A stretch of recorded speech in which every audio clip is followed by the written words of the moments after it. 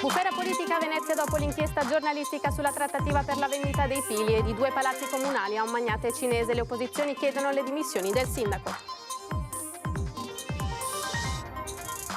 Sempre più turisti, sempre meno residenti. A Venezia è stata superata la soglia dei 50.000 posti letto turistici, il 40% sono affitti brevi in appartamenti. Oggi Filippo Turetta compie 22 anni in carcere, il ragazzo parla poco e trascorre le giornate leggendo libri e giocando alla PlayStation. Presto le analisi sulla sua auto, ora in mano ai RIS di Parma. Un forte boato, paura nel pomeriggio a Venezia e terraferma, era un'esercitazione di un velivolo militare che ha sfondato il muro del suono. Dirigenti, medici, veterinari e anestesisti del Servizio Sanitario Nazionale hanno incrociato le braccia per lo sciopero contro la manovra economica del governo. Il carico di acciaio perso sull'asfalto, grossi disagi e lunghe code all'alba sul passante all'altezza di Preganziol per l'incidente di un mezzo pesante, nessun ferito. Nel territorio sono in crescita gli infortuni sul lavoro, rischi maggiori per i lavoratori più anziani. La CGIL lancia l'allarme e crea una linea telefonica gratuita. Buonasera, bentrovate e bentrovati. Edizione di Venezia dei telegiornali di Antenna 3. Cominciamo subito con il proporvi il nostro sondaggio. Dopo Zaia, un candidato di Fratelli d'Italia, la domanda sì allo 0422 16 26 69 1, no invece allo 0422 16 26 69 0. Ovviamente, come sempre, la risposta a ringa a partire dalle 21. Noi iniziamo invece in primo piano la bufera politica a Venezia dopo l'inchiesta giornalistica sulla trattativa per la vendita dell'area dei Pili e di 2 palazzi comunali ad un magnate cinese. Opposizioni all'attacco. Sentiamo. Il servizio è andato in onda ieri sera su Report, dimostra oltre ogni ragionevole dubbio, a prescindere dalle questioni di rilevanza penale che sarà la magistratura a dover appurare, la manifesta inadeguatezza del sindaco in carica a tutelare l'interesse pubblico di cui dovrebbe essere custode. Ne chiediamo quindi le dimissioni.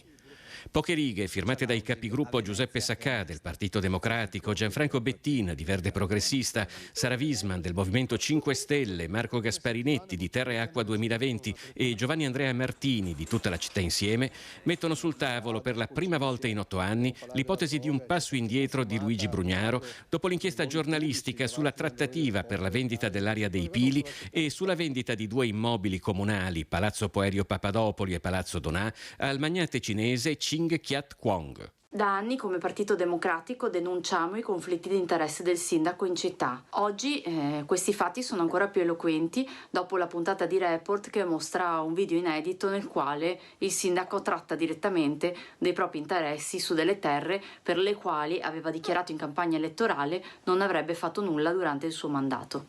Ex senatore Andrea Ferrazzi sedeva tra i banchi dell'opposizione durante il primo mandato di Brugnaro. Io quando ero capogruppo di opposizione in Consiglio Comunale a Venezia ho combattuto delle dure battaglie su questo, sul tema della trasparenza e sono stato oggetto anche di grandi attacchi anche personali, pubblici da parte del sindaco, dal quale ho dovuto naturalmente difendermi con successo. Certamente si pone un problema grande dal punto di vista politico, di cose dette e poi assolutamente negate, quindi di promesse assolutamente non mantenute da parte del sindaco e anche di conflitti di interesse che, almeno da quanto sta emergendo, sembrano essere molto rilevanti.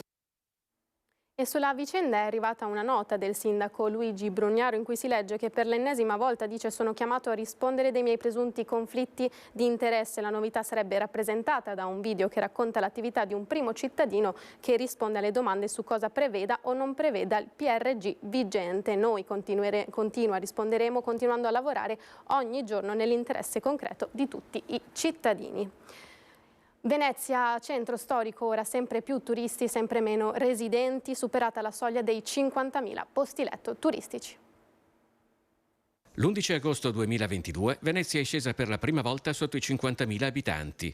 Il 9 settembre 2023 il numero di posti letto turistici ha superato i residenti e dopo appena 3 mesi i posti letto di hotel, bed and breakfast e affittanze turistiche hanno già superato quota 50.000, staccando di 800 unità i residenti. Il contatore di posti letto turistici di Santa Margherita è diventato una delle testimonianze più forti della trasformazione della città in un albergo diffuso. Quando è stato messo questo conto abitanti, questo conto posti letto, non avremmo mai immaginato che ci sarebbe stato un aumento così veloce. Ogni 2 giorni un appartamento viene tolto dall'uso residenziale per diventare un'affittanza turistica. Questo è uno scandalo senza precedenti, perché la città sta per essere annientata e nessuno fa niente. Nonostante ad ogni angolo di strada di Venezia si veda un albergo, il 44% dei posti letto turistici è in appartamenti. Delle 6.813 strutture attualmente censite sul portale del comune, l'84% sono locazioni brevi. Questo comune è l'unico in Italia che potrebbe già da più di un anno regolamentare il fenomeno delle locazioni turistiche, che noi crediamo, anzi studi lo dimostrano, che laddove sono state regolamentate ci sono stati degli effetti benefici. Il fenomeno si sta espandendo anche in un entroterra sempre più povero di forme di economia che non siano legate alla monocultura turistica. Intanto, visto che siamo sotto Natale, assieme a Venezia.com, Ocio, Osservatorio Civico sulla Casa, ha preparato un calendario ribattezzato con un gioco di parole dell'Avendo. Abbiamo indicato tutta una serie di tappe che sono state poi segnalate negli anni e illustrate, ben anche contestate dalle associazioni, dai comitati cittadini che si occupano di casa, di residenzialità, di patrimonio pubblico. Si tratta della trasformazione poi di interi immobili in alberghi o dell'accelerazione appunto di cambio di destinazione d'uso. Cambiamo argomento. Filippo Turetta oggi compie 22 anni in carcere. Sentiamo come sta trascorrendo questo periodo. 22 anni come quelli compiuti da Giulia a maggio. Oggi è il compleanno di Filippo Turetta, detenuto in carcere a Montorio dal 25 novembre dopo essere stato trasferito da quello tedesco di Halle. Nel frattempo, proprio in queste ore, dovrebbe iniziare ad essere analizzata dai carabinieri del RIS di Parma la grande punto nera guidata dal giovane quell'11 novembre, quando ha aggredito a morte Giulia Cecchettin, dandosi poi alla fuga per una settimana fino ad arrivare in Germania, dove è stato arrestato il 19 novembre. L'auto è arrivata venerdì sera in Italia e verrà analizzata in quanto scena del crimine, visto che la possibile coltellata mortale a Giulia è stata proprio data al suo interno. Filippo in carcere trascorre le sue giornate come tutti gli altri detenuti che si trovano nella sezione dell'infermeria. Ha libri e una PlayStation e la televisione a disposizione nella saletta comune. Nessun trattamento di favore rispetto agli altri. Divide la cella con un detenuto adulto. Voci del carcere dicono che il ragazzo parli poco e che tiene sempre lo sguardo abbassato. Si vergogna di quello che ha fatto. Filippo Turetta potrebbe ricevere la visita dei suoi genitori, che da quando è stato arrestato ha visto una sola volta lo scorso 3 dicembre. A loro ha ripetuto quello che ha detto anche ai giudici: non so cosa mi è preso, non volevo. Paura nel pomeriggio a Venezia e dintorni. Verso le 16 si è sentito un boato fortissimo. La polizia locale di Venezia ha fatto sapere che si è trattato di un'esercitazione di un velivolo militare che ha provocato il cosiddetto bang supersonico. In mattinata a Chioggia era successa la stessa cosa. Decine di telefonate ai vigili del fuoco che hanno tranquillizzato i cittadini. Noi con questo ci fermiamo, qualche istante di pubblicità, a tra poco. Eccoci in studio, edizione di Venezia dei telegiornali di Antenna 3. Proseguiamo con le notizie. Sciopero dei sanitari oggi, vediamo. È iniziato da mezzanotte lo sciopero nazionale di 24 ore. Medici, veterinari, farmacisti, psicologi, biologi e dirigenti sanitari hanno incrociato le braccia. L'adesione allo sciopero è alta, in alcuni casi fino al 90%. Fino all'ultimo abbiamo cercato di trovare la soluzione ai problemi, sedendoci al tavolo delle trattative con il governo a tutti i livelli, e purtroppo le risposte non sono state sufficienti. I medici protestano contro la manovra economica per il 2024. È l'ennesimo schiaffo al servizio sanitario pubblico e ai suoi professionisti, affermano i sanitari. Contratto scaduto e mancanza di nuovo personale, oltre all'assenza di misure per stabilizzare i precari. Lo sciopero è l'estrema ratio a cui ricorrere per reclamare il diritto alla salute garantito dal personale pubblico, ci dicono. Cosa chiedete al governo? Chiediamo una copertura finanziaria di quello che e il contratto collettivo nazionale firmato, una modifica di quelle che sono i tagli sulle pensioni minacciate per il 2024 e tutta una serie di coperture finanziarie e gratificazioni personali, sblocco delle assunzioni per la maggior parte degli ospedali e ovviamente un miglioramento delle condizioni lavorative. In Veneto mancano circa 3.500 medici, la situazione è diventata insostenibile, il Servizio Sanitario Nazionale ha bisogno di aiuto, l'obiettivo è preservare la sanità pubblica. Siamo veramente arrabbiati, siamo stufi e vogliamo in questo momento cominciare a parlare del futuro. Vogliamo modificare questo tipo di organizzazione che impone una serie di tragettonisti, necessità di libera professione, orari assolutamente proibitivi. Vogliamo modificare le cose. Con lo stop si sono bloccate anche le macellazioni. I veterinari in protesta chiedono nuove assunzioni per garantire un servizio di qualità. Chiediamo che venga rimosso il tetto di spesa che permetta di ripristinare il fabbisogno del personale all'interno delle singole regioni e in particolare della Regione Veneto. E sono in crescita gli infortuni sul lavoro, l'allarme lanciato dalla CGIL. Sono più di 80.000 gli infortuni registrati in Veneto nel 2022, più di 15.000 quelli registrati a Venezia, numeri pazzeschi. I dati INAIL sugli infortuni fotografano una situazione drammatica e la CGIL lancia l'allarme. L'incidenza di quelli dichiarati è pari al 3,74%, ma gli infortuni con esito mortale rappresentano solo una piccola punta dell'iceberg. Inoltre, i lavoratori che hanno tra 50 e 59 anni rappresentano il 27% delle denunce per infortuni. Questo vuol dire che aver aumentato l'età lavorativa, che aver aumentato soprattutto i ritmi lavorativi, che costringere i lavoratori a fare continui straordinari per avere retribuzioni adeguate sta colpendo la loro salute, la sta colpendo in maniera inequivocabile. 207 gli infortuni in agricoltura, ad esempio, 2.105 quelli avvenuti per conto dello Stato, oltre 13.000 quelli nell'industria e servizi. Di fronte a questo scenario, la CGIL Venezia ha deciso di dedicare una linea telefonica e WhatsApp gratuita al numero 342 77 57193, attiva dalle 14.30 alle 17.30 da lunedì al giovedì. Poi lancia un appello.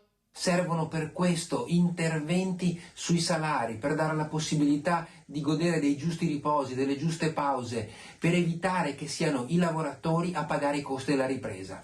Oltre a questo, da tempo chiediamo interventi di rafforzamento dei tecnici della prevenzione, rafforzamento di tutti quei soggetti pubblici che sono deputati alla prevenzione, al controllo, alle verifiche. E chiediamo a tutte le istituzioni di assumere impegni chiari, di rivedere il piano regionale che non ha dato le risposte che ci si aspettava e di mettere davvero al centro dell'agenda istituzionale la tutela della salute e della sicurezza nei luoghi di lavoro.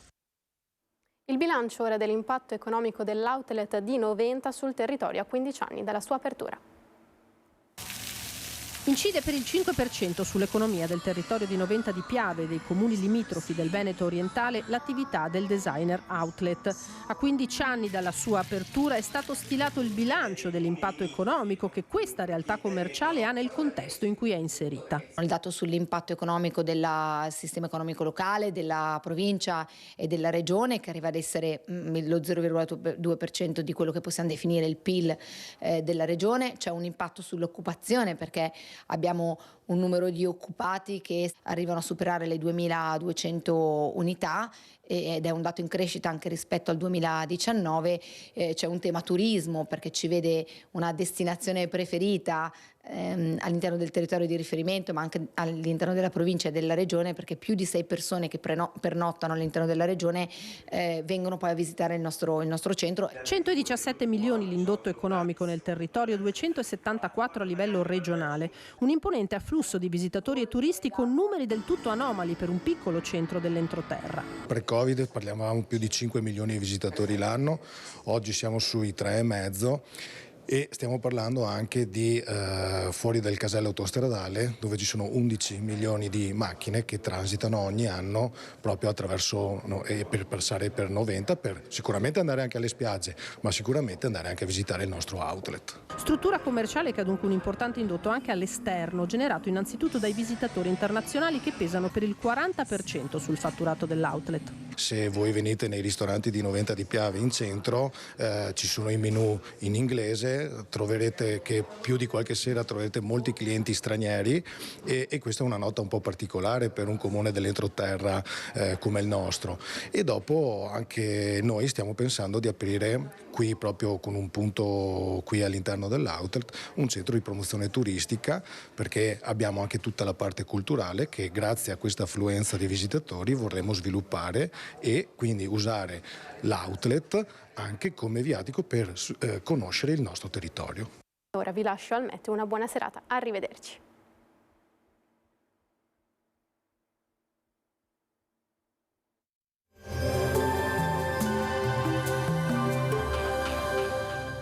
Cooperativa Agricola Volpago offre carne fresca di prima qualità. Ci trovi a Volpago del Montello, Pieve del Grappa, Tre Baseleghe e presso lo spaccio del contadino a Dolo e Massanzago. Benvenuti al meteo. Alta pressione prevalente. Anche la giornata di martedì 19 dicembre sarà contraddistinta dal bel tempo. Vediamo il dettaglio.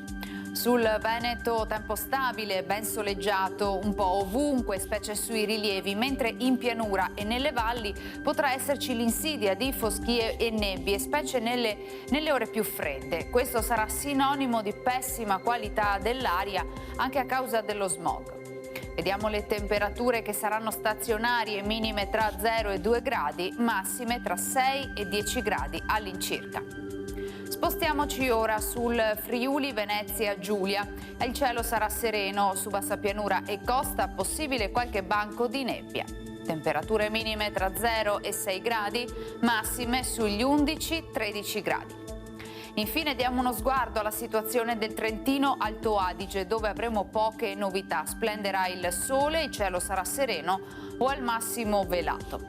Temperature minime tra -2 e 1 grado, massime sui 9-10 gradi. Dal meteo di Antenna 3 per ora è tutto, grazie per l'attenzione. Arrivederci.